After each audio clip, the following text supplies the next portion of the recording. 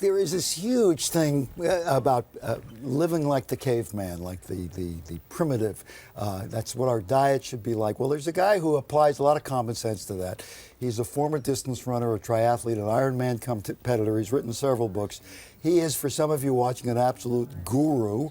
The Primal Blueprint is the name of what he does. It incorporates aspect of the Paleolithic diet, among other things. Mark Sisson is his name, and he's got the best blog, which we're talking about, called Mark's Daily Apple.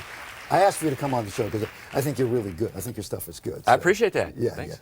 yeah. You are, what, 55 years old? 56? I'll be 60 in July. What? Yeah. Wow. Yeah. You want to go on that diet? Yes. It's not a diet. No, it's a way of eating. Life. Yes. It's a way of eating and a lifestyle. All right, let me cut through a lot of stuff there. Yeah. There's a lot of people see it as a fad. We want to eat everything that primal person ate before there was agriculture or whatever.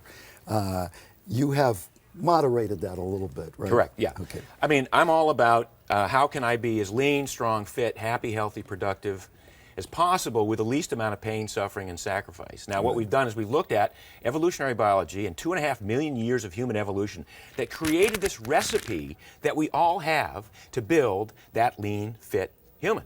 The problem is that the inputs that the recipe, the genetic recipe has, that we give today with this technology and processed foods, turn on all the wrong genes. So we get type 2 diabetes, we get cancer, we get heart disease.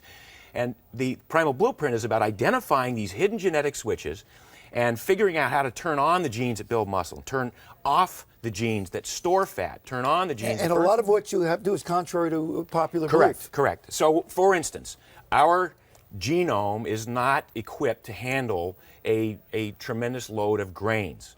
Grains have only come on the scene in the last 10,000 years out of 2.5 million years of upright bipedal. Right. There was no agriculture before Correct. that for most of history. So for most of us, we're not equipped to handle some of the negative aspects of grains. Now, most of us now are familiar with gluten intolerance, And but there is a celiac, whole yeah. spectrum of people, myself included, who are not gluten intolerant but still negatively impacted by grains.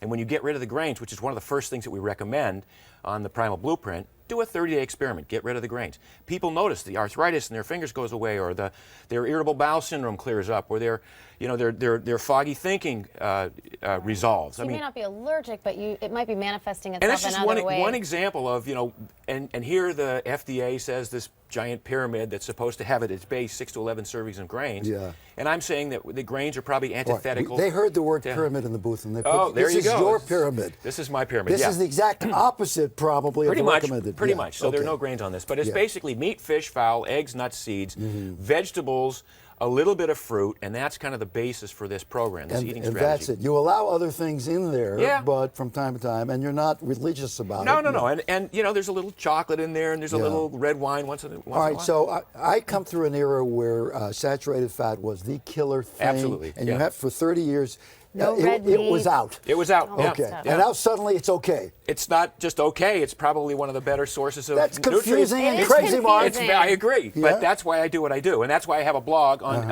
a regular basis. We look at the science, we dissect the science, we go, look, how did they ever come up with this notion that saturated fat is bad for you? There is By the no way, evidence. I'm showing pictures of you showing off your almost 60-year-old body there. Yeah, that's on my slack line at my house. Yeah. Now, let's go on to the exercise part Yes. of this, because even your recommendation for exercise is so contrary to everybody else's. Well, I spent 20 years as an endurance athlete, marathoner, triathlete, and it wrecked me. It's too much. I thought I was doing the right thing. I thought, Sure. okay, the more miles Yeah. you accumulate, The more you break down, the more you build up. more, the more. longer you're going to live Yes. because of all this aerobic Yes. stuff. Yes. No, it's in fact that kind of training is antithetical to health.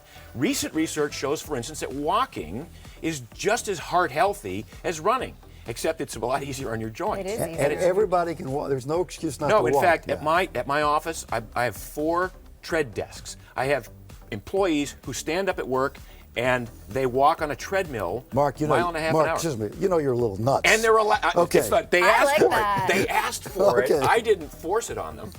Yeah. You could do the news and And walk then I on know a you're treadmill. sprinting now. Because of you say basically that the idea of going out and running 5 miles every day, which is Yeah. how I grew up, Right. you know, is that's not what you want to do. No. You want to do the walk. You want to have one day where you go out and you sprint as if you are being chased by, Correct. or you're chasing an animal. And that's what your genes expect. See, we look at what do the genes expect. We have these hunter-gatherer genes that have not changed much in the last 10,000 years. We haven't evolved since the advent of agriculture. So our genes expect us to sprint once in a while, produce human growth hormone and testosterone, heavy a pulse of that. Yeah, so at the base of that pyramid is move frequently at a slow pace. Find ways to walk and move. At a slow pace. We can all do that. We can and all lift. do that. You like the heavy weights? Yeah, I mean, it's like, for me, it's push-ups, pull-ups, dips, lunges, squats. It's Body body weight. weight stuff, full range of motion, but twice a week. Twice a week. You just get in the gym or out in your backyard or wherever. I think I'm on the right track. And you know, drop and give me 50 or whatever, you And know? do the planks.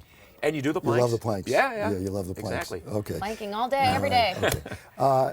I do recommend you know, I don't know if I buy the whole thing or not, but I'm certainly following I you eat every this which stuff, way. I love it. I think I'm buying a lot of it.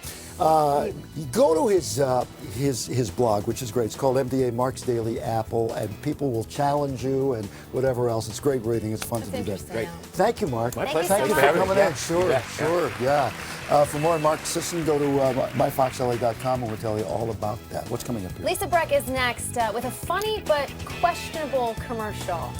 Be You're interesting to see what you almost think. 60? Yeah. Look at this guy. No, what do you think about this?